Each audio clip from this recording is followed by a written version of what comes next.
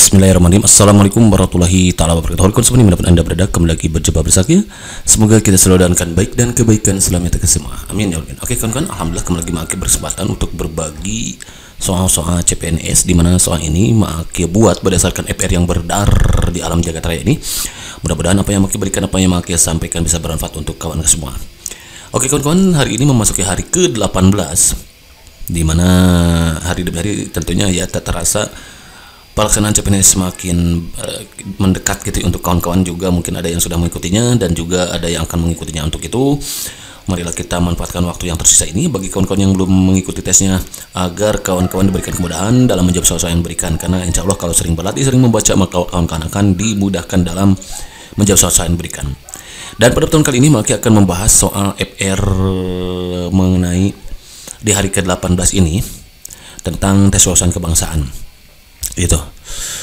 Nih ada yang berbagi bahwa katanya dari soal yang masih diingat dan masih berusaha mengingat katanya, untuk tes wawasan kebangsaan itu rasanya TKP katanya, berarti tidak ada yang penalaran ya, tapi lebih ke jadi soal-soalnya hot gitu ya. Satu, kesalahan yang dilakukan tokoh dalam cerita melanggar Undang-Undang Dasar Negara Republik Indonesia dalam hal. Yang kedua, hal yang tidak tepat dilakukan sebagai masyarakat, pemimpin, siswa berdasarkan pengalaman Pancasila. Oke, berarti pengamalan Pancasila itu harus diketahui.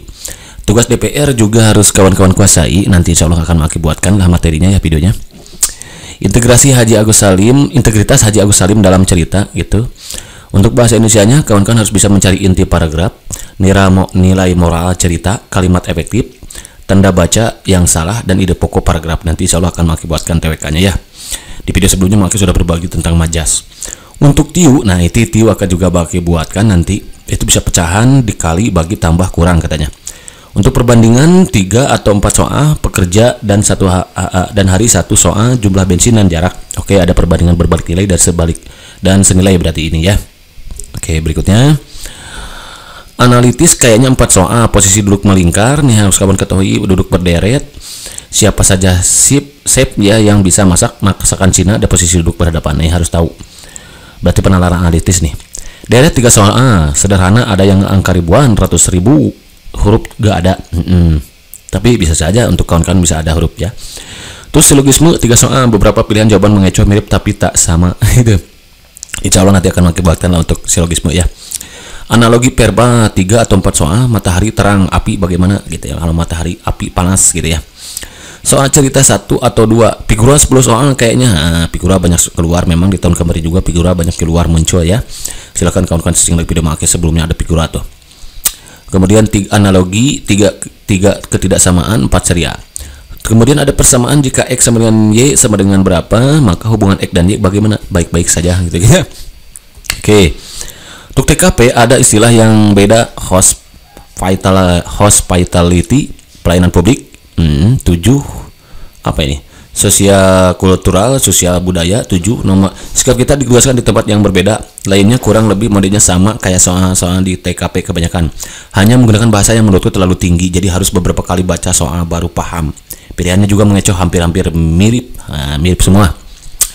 Di TWK juga ada sejarah konsep Pancasila nih. Amandemen Undang-Undang, BPUPKI, pengaruh Perang Dunia terhadap perjuangan kemerdekaan Indonesia, dan bab dan pasal tentang Presiden, KNIP menentukan penulisan gelar dan benar. Nah, pada pertemuan kali ini Maki akan membahas tentang BPUPKI gitu ya. Oke, tes wawasan. Insya Allah untuk yang lainnya juga akan Maki buatkan satu persatu semuanya. Pokoknya don't go anywhere, stay tune here gitu. Oke, number 1, soalnya kayak gini. BPUPKI dibentuk pertama kali oleh pemerintah Jepang pada 1 Maret 1945, bertepatan dengan ulang tahun Kaisar Hirohito. Lembaga ini dibentuk sebagai upaya mendapatkan dukungan dari bangsa Indonesia dengan menjanjikan bahwa Jepang akan membantu proses kemerdekaan Indonesia. Sidang dibuka pada tanggal 28 Mei 1945 dan pembahasan dimulai keesokan harinya, yaitu 29 Mei 1945 dengan tujuan bla bla bla. A. Perumusan dasar negara. B. Pembagian kekuasaan wilayah NKRI. C. Pembentukan anggota PPKI. D. Persiapan kemerdekaan Republik Indonesia. Dan E. Perancangan Undang-Undang Dasar 1945. Pertama, ya udah kita hadapi dulu di by solution. Biar apa? Iya betul, biar inspirasi gitu kan ya. Oke kan perlu kita ketahui bahwa PPUPKI itu dibentuk pada tanggal 1 Maret 1945 Dan sidang pertamanya itu dimulai pada tanggal 29 Mei 1945. Nah, untuk terjadi perdebatan di sini, katanya ada yang mengatakan 28 Mei. Betul, 28 Mei itu adalah hanya sebagai pembukaannya saja. Persiapan kan, kalau mau kita sidang tentunya kan harus ada persiapan ya, beres-beres bangku gitu ya, meja gitu. Kalau pelaksanaannya itu tanggal 29 Mei. Dah, tujuannya untuk apa? Yaitu perumusan dasar negara, kawan-kawan ya. Nah, untuk itu, untuk lebih jelasnya Maki akan bagikan kepada kawan-kawan mengenai sejarah lahirnya BPUPK ini gitu ya. Pokoknya don't go anywhere, stay tune here, dan tolong disimak baik-baik agar nanti kawan-kawan menguasai betul materi tentang BPUPKI. Baik, tanpa menunggu lagi, let's check this out. BPUPKI gitu ya. Jadi sebetulnya nih judulnya adalah sejarah terbentuknya BPUPKI atau sejarah pembentukan BPUPKI. Nanti ada yang bilang BPKB lagi ya. Aduh, ada yang bilang bahaya ya. Jadi ini maksudnya kita akan belajar mengenai sejarah pembentukan BPUPKI. Sejarah pembentukan BPUPKI maksudnya begitu ya. Jadi gini kawan-kawan ya, perlu kita ketahui secara bersama bahwa memang BPUPKI atau yang dikenal dengan istilah Dokorisi Junbi Kosaka ini pertama kali diumumkan karena sejatinya nih ini tuh dibentuk oleh pemerintahan Jepang gitu ya, dan kemudian diumumkan oleh Kumachiki Harada. Jadi dibentuk oleh Jepang lalu diumumkan oleh Kumachiki Harada, Jenderal Kumachiki Harada, Kumakichi ya, Kumakichi. Jadi dia itu dibentuk oleh Jenderal Kumakichi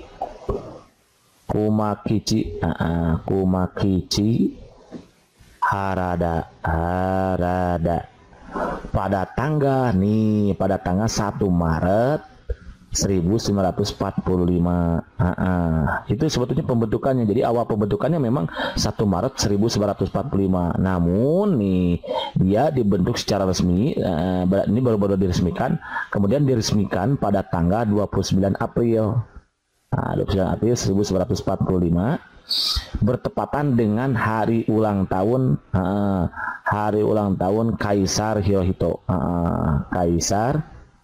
Hirohito. Jadi mulai dari pelantikan anggota-anggotanya dan juga peresmian secara khusus itu memang tanggal 29 April, tapi pembentukannya awal mulanya itu dibentuk pada tanggal 1 Maret 1945 yang kemudian diumumkan langsung oleh Jenderal Kumakichi Harada gitu, dan diresmikan pada tanggal 29 April 1945 bertepatan dengan hari ulang tahun Kaisar Hirohito yang lahir pada tanggal ini itu memang 29 April.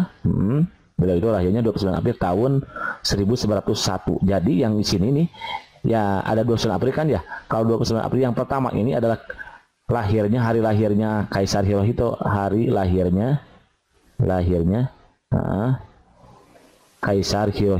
Kaisar Hirohito. Nah, kalau 29 April 1945 itu memang peresmian BPUPKI, peresmian BPUPKI sekaligus pelantikan anggota-anggotanya gitu. Nah, kalau pembentukannya sebagaimana yang diharapkan oleh Soa nih dibentuk pada tanggal tanggal 1 Maret 1945 gitu kawan-kawan. Nah, jadi untuk lebih lanjutnya supaya kawan-kawan lebih mendalam lagi mengenai wawasan mengenai BPUPKI-nya, bahwa perlu kita ketahui BPUPKI ini terdiri dari 69 anggota, 69 anggota, di mana nih 62 anggotanya itu berasal dari Indonesia, orang Indonesia. Lalu yang 7 orang anggota itu berasal dari Jepang. Kemudian untuk ketuanya nih, ketua BPUPKI itu diketuai oleh Dr. QRT itu ya, Rajiman. Rajiman pakai video Diningrat gitu. Kemudian untuk wakilnya nanti ada 2. Wakil ketuanya ada 2. Satu itu dari orang Indonesia, yaitu yang diwakili oleh RP Suroso.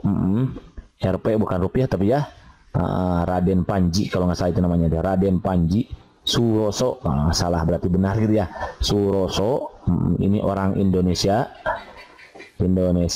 Lalu yang kedua itu adalah Ichibangase Yoshio, dan beliau berasal dari orang Jepang gitu. Nah, kemudian BPUPK ini sidang untuk yang pertama kalinya gitu ya. Jadi BPUPK itu melakukan beberapa kali sidang. Kalau nggak salah itu 2 kali sidang ya.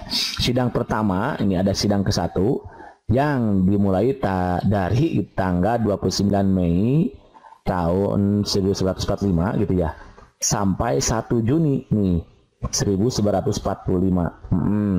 Yang sempat jadi perdebatan juga bahwa katanya dimulai tanggal 28. Memang 28 itu adalah persiapannya gitu ya, persiapannya. Tapi kalau rapatnya untuk dasar negara ini itu dimulai tanggal 29 Mei 1945 sampai 1 Juni 1945 gitu. Kemudian nih dimulai dari tanggal 29 Mei nih. Kita ganti halaman baru ya. Kalau ini udah ketemu ya jawabannya yang A nih. Jadi 1 Maret 1945. Jadi pembentukannya tetap 1 Maret, kalau peresmiannya memang 29 April gitu 1945. Next ya di sini. Jadi sidang BPUPK ini nih, sidang pertamanya, sidang ke-1 kita ulangi lagi. Sidang ke-1 itu dimulai dari tanggal 29 Mei sampai 1 Juni 1945. Walaupun ini memang benar 28 Mei itu persiapannya ya, persiapannya. Tapi mulainya itu tanggal 29 Mei gitu. Nah, pada 29 Mei ini dibagi menjadi beberapa bagian nih. Tanggal 29 Mei 1945 diawali dengan usul yang disampaikan oleh Muhammad Yamin, karena tujuan dari sidang ini adalah pembentukan dasar negara gitu, pembentukan dasar negara atau perumusan dasar negara. Dimulai dari Muhammad Yamin dulu nih. Muhammad Yamin mengusulkan secara lisan mengenai perumusan dasar negara, yang kemudian diantara itu ada 5 perumusan. 1, peri kebangsaan, kemudian peri kemanusiaan,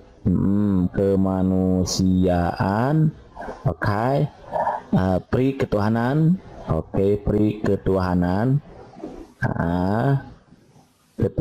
and then yang keempat itu peri kerakyatan, kerakyatan, dan yang kelima itu di beberapa literasi yang saya baca gitu ya, ada yang mengatakan, ada yang pakai peri, ada yang enggak, tapi sama aja sih intinya. Ada yang pakai peri itu peri kesejahteraan rakyat, ada yang enggak, kesejahteraan rakyat, gitu ya. Ada yang pakai peri depannya, juga ada yang tidak, tapi belakangnya sama, peri kesejahteraan rakyat gitu. Ada 5 nih, 5 rumusan. Nah, kalau diingat seperti ini kan susah ya. Saya buat dia menjadi sebuah kalimat yang mudah untuk kita mengingatnya, karena kadang-kadang kita suka susah nih mengingat ini.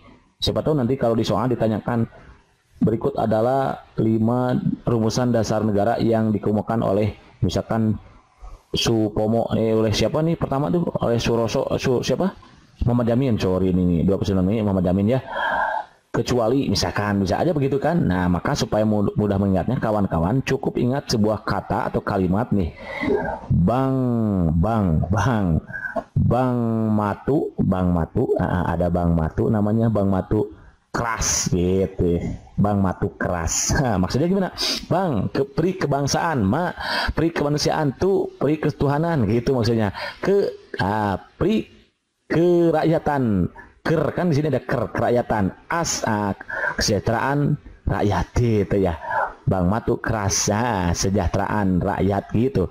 Bang itu kebangsaan, ulangi, bang itu kebangsaan, ma itu kemanusiaan, tu itu ketuhanan, itu kerakyatan, kerasnya ya, dan S-nya adalah kesejahteraan rakyat, begitu ya. Supaya mudah diingat, ingat bang matu keras. Itu cara mudah kita mengingat kelima rumusan dasar negara yang dikemukakan langsung oleh Muhammad Yamin pada tanggal 29 Mei 1945. Selanjutnya nih tanggal 31 Mei ini yang pertama nih. Yang kedua tanggal 31 Mei 1945 profesor, doktor, mister Supomo. Nah, Supomo, kalau nggak salah ini Mr. Supomo ini disebut dengan arsitek undang-undang kalau nggak salah ini. Kalau nggak salah berarti benar gitu ya. Beliau juga sama mengemukakan 5 dasar atau asas tentang dasar negara. Beliau mengemukakan gitu maksudnya 5 asas tentang dasar negara. Gitu ya. Di antaranya satu, ini ada 5 juga di satunya begini ya, kali ini pakai hurufnya pakai kurung nih.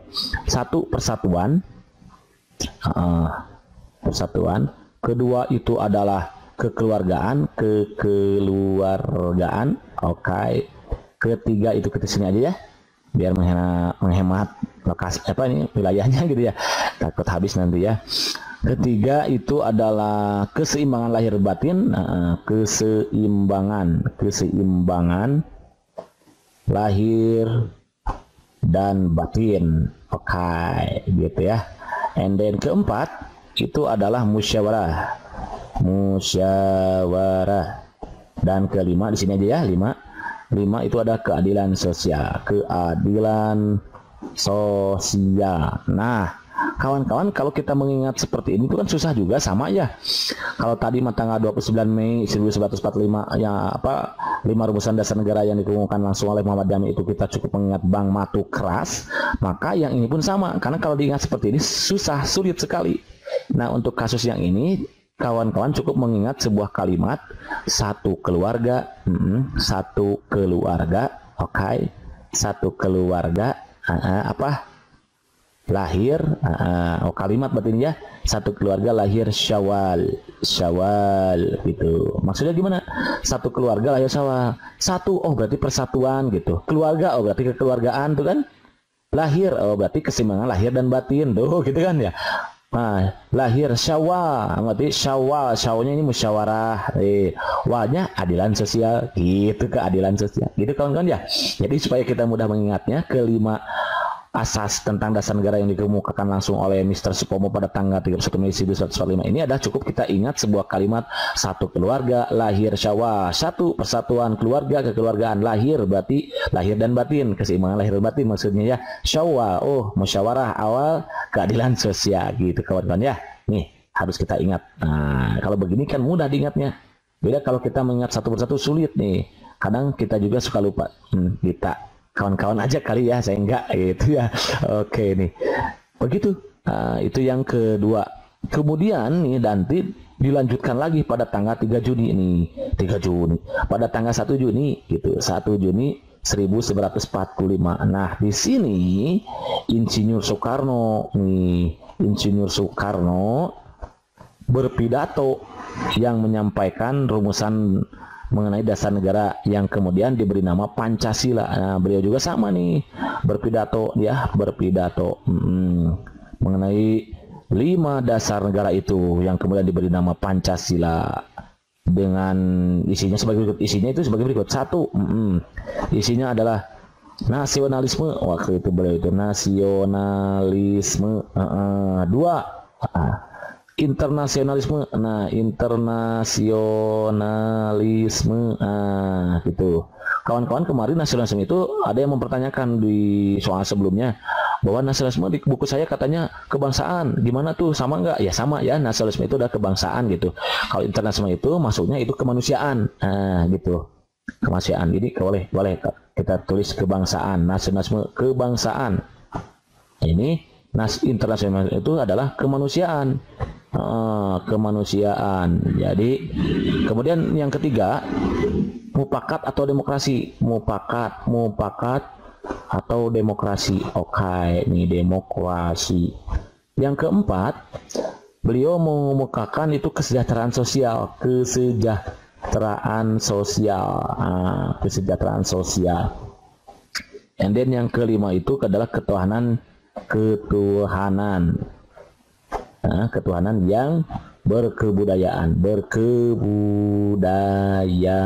Nah, kawan-kawan, lagi-lagi kita juga kesulitan untuk mengingat kelima dasar negara atau rumusan dasar negara maksudnya ya, yang dikemukakan oleh ketiga orang tokoh ini. Maka untuk mudah mengingatnya juga, nah saya kembali membuat sebuah kalimat yang kiranya bisa dijadikan acuan dan patokan untuk kawan-kawan untuk mudah mengingatnya. Apa? Nah, depasnya nih kita panggil biasanya depas ya, ini depas, sorry depas nih. Depas. Nah, pakai F ya, jangan pakai P katanya kata kemarin kawan-kawan ya. Kalau pakai P nanti jadi depas masa lalu, jadi susah move on katanya. Iseng banget sih gitu ya. Menghibur banget maksudnya gitu ya. Oke, kembali lagi sini nih.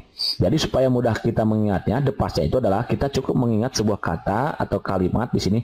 Nasimu jatuh. Nasimu jatuh. Nah, ini nih depasnya nih. Nasimu jatuh. Nah, nasionalisme, nasionalisme, I-nya di sini internasionalisme. Nah, jadi nasionalisme, I-nya internasionalisme, mu-nya itu udah mufakat atau demokrasi, ja-nya itu udah kesejahteraan sosial. Ketuhanan yang berkebudayaan gitu. Jadi nasimu jatuh. Begitu kawan-kawan ya. Depas untuk kita mengingat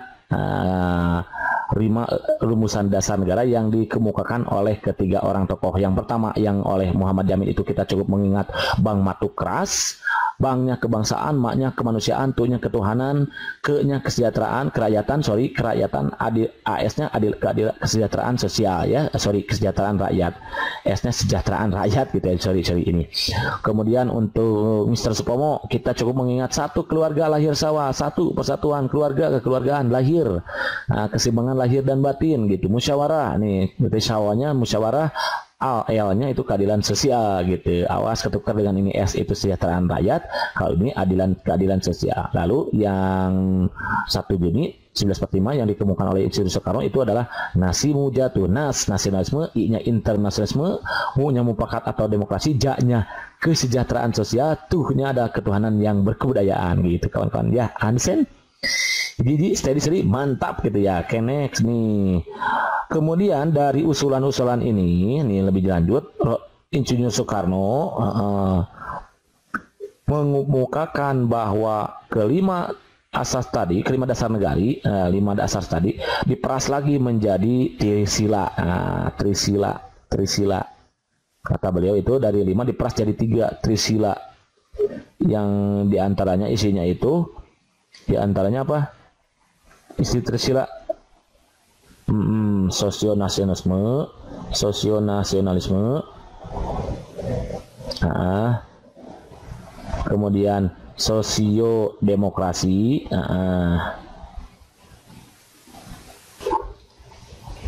dan satu lagi itu adalah ketuhanan. Nah, ini isi dari trisila yang dikemukakan langsung oleh Insinyur Soekarno. Nah, dari 3 ini kemudian beliau peras lagi menjadi 1 yang selanjutnya disebut dengan Ekasila, yaitu gotong royong ya. Gotong royong nih gitu. Nah, dari usulan-usulan yang dikemukakan Insinyur Soekarno itu berhasil mengsintesiskan dasar falsafah negara dan gagasan pendapat yang disebut dengan Pancasila gitu. Pada tanggal 1 Juni. Jadi dari rumusan-rumusan yang tadi itu barulah lahir Pancasila. Pancasila pada tanggal 1 Juni 1945. Maka yang selanjutnya kita peringati sebagai hari lahirnya Pancasila, 1 Juni 1945. Nah, kalau dalam perumusannya nanti terdiri dimulai dari tanggal 1 Juni, kemudian nanti 22 Juni. Nah, ini juga sempat jadi perdebatan ya. Katanya 1 Juni, tapi 22 Juni masih dirumuskan. Gimana ini? Katanya 21. Jadi ada yang mempertanyakan, kenapa 1 Juni ini disebut lahir Pancasila sementara 22 Juni masih dirumuskan? Nah, jadi sebetulnya 1 Juni 1945, 20 Juni itu masih disebut rumusan Pancasila. Nah, sampai akhirnya disahkan pada tanggal 18 Agustus tahun 1945.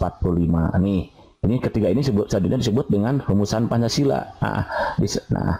Kalau hari kesaktiannya itu diperingati, bukan mulai ya, setiap tanggal 1 Oktober ya, 1 Oktober gitu.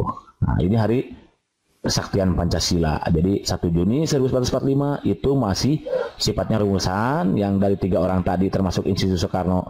Kemudian 22 Juni itu nanti melahirkan Piagam Jakarta, ya Jakarta the Charter gitu ya gitu. Dan nanti disahkan pada tanggal 18 Agustus 1945.